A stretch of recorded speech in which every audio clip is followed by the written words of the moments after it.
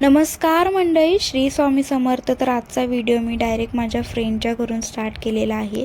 तर आज सगळ्यांच्याच घरी गौरी बसतात, गौरी येतात, त्याच्यामुळे त्यांच्या घरी पण गौरी बसणार होत्या आणि त्याच्यासाठीच त्यांनी मला खास बोलवून घेतलेलं होतं. तर मी जिथे राहते तिथे माझी जास्त कोणाशी ओळख नाही आहे आणि ह्या एकमेवच आहेत, त्यांच्याशी माझं चांगलं बॉन्डिंग आहे.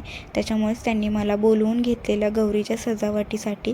तर गौरी सजावटीचा मला अजिबात एक्सपिरियन्स नाही आहे, कारण का माझ्या मम्मीच्या घरी गौरी गणपती बसत नाहीत, गावी काकी बसवते त्याच्यामुळे प्रश्नच येत नाही सजावटीचा कधी, आणि मला त्यातला काहीच एक्सपिरियन्स नव्हता.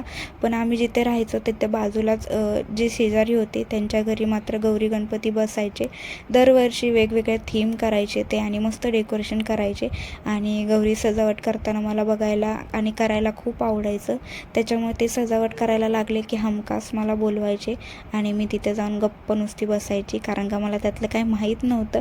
पण ते कसे करतात हे बघत राहायची मी आणि आय थिंक ते बघितल्यामुळेच मला आता इथे एक्सपिरियन्स तो शेअर करता येतो कोणासोबत तरी.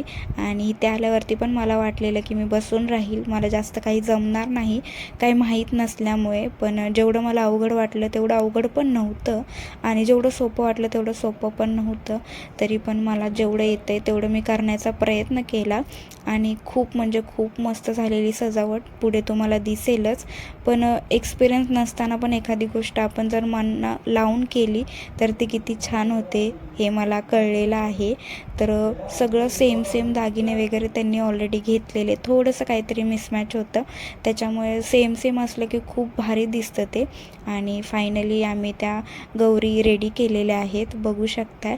तर घरात ज्या गौरी बसतात तर असे म्हणतात की घरातल्या ज्या पण लक्ष्मी आहेत, ज्या पण लेडीज आहेत त्यांच्यासारख्या सेम दिसतात. तर ह्यांच्या घरात त्या आणि त्यांच्या सासूबाई होत्या, दोघीच होत्या. तर इथे पण सेम असंच झालं, एक सासूबाई आणि एक सूनबाई असं वाटत होतं दिसते. त्याच्यानंतर त्यांनी मला फराळ खायला दिलेला होता आणि पुन्हा मग आम्ही गौरीच्या समोरची डेकोरेशन स्टार्ट केली.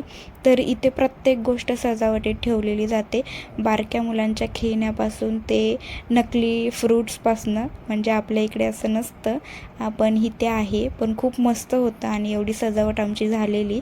मुकुटचा टायमिंग होता घरी येण्यासाठी, म्हणजे घरी आणतानाचा, त्याच्यामुळे ते लावलेले नव्हते. आणि त्यांच्या घरातनं व्ह्यू बघा किती छान दिसतोय. घरी आल्यानंतर एका शेजारच्या काकूनी पण हळदी कुंकवाला बोलवलेलं, तिथे जाऊन आली. आणि आज गौरी बसतात त्याच्यामुळे भाजी भाकरी बनवायला लागते, त्याच्यासाठी शेपूची भाजी साफ केली आणि ती बनवली. तर भाकरी तर बनवायची होतं पण साहेब भाकरी खात नाहीत म्हणून त्यांच्यासाठी चपाती बनवली आणि शेवग्याची शेंग बनवली. आणि नंतर मी आणि दीदींसाठी माझ्यासाठी आमच्यासाठी बनवले मी भाकऱ्या आणि दीदींनी कॉर्न भजी बनवलेले होते, जे की खूप म्हणजे खूप टेस्टी होतं. म्हणजे आजच्या जेवणामध्ये शेपूची भाजी, चपाती, भाकरी, भात, शेवग्याची शेंग आणि भजी होती. सगळं जेवण वगैरे बनवलं आणि देवाला नैवेद्य दाखवला आणि त्याच्यानंतर आम्ही जेवलं. सो आजच्यापुरतं एवढंच, भेटू नंतर, बाय.